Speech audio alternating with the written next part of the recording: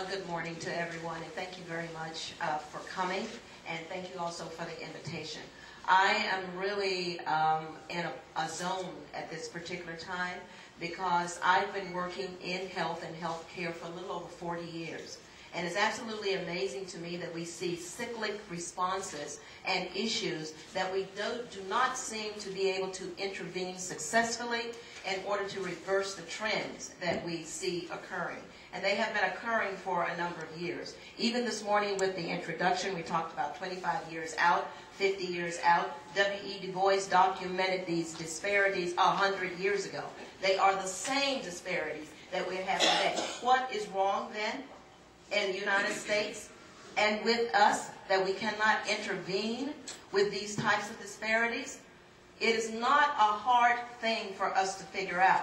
And indeed, as some have said this morning, we already know the answer. That is the 10. Okay, make it work for you. Look around and say, you know what? How are my parents spending their money? How can we do this better? When you see your boys hanging out, playing games and stuff, guys, strategize. Most of the multi-million-dollar businesses or billion-dollar businesses were developed in somebody's garage or somebody's dorm room. Knowledge-based activities on the Nguzo Saba, which are the 7 Principles of Blackness, authored by Dr. Malana Karinga. It's pretty much the principles of quantum, right? So we have unity, self-determination, collective work, responsibility, and what have you. The boys are taught these things, and they are encouraged to study these things and incorporate them into their lives. And you start to see a change because when you start thinking instead of the individual, you start thinking of the community at whole. Or not what you do just affects yourself, but it affects your family, your parents, things like that. So if one were to go to prison, it doesn't just affect them, it affects their mother or maybe their wife or girlfriend and their child. And now there's more resources being diverted to them that could be in the household instead.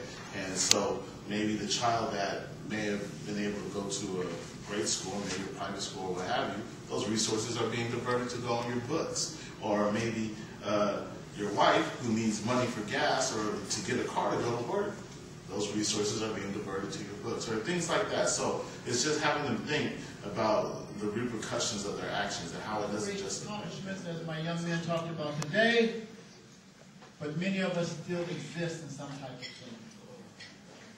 And this is when people get upset because we said, you are your own problem. It should be said from inside. I want to hear from others. But in many ways, we're our own problem. If I believe I cannot get a PhD, I am the problem. If I believe I cannot graduate from high school, I am the problem.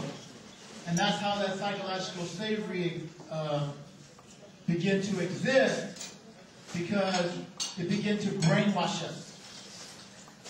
So there was the physical slavery, which was probably the most inhumane, where our families were destroyed, where our values were destroyed, where our religions were dehumanized.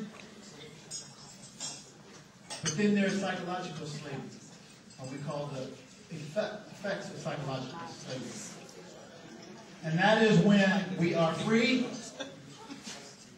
but we still behave like we're slaves. Like the young man said today,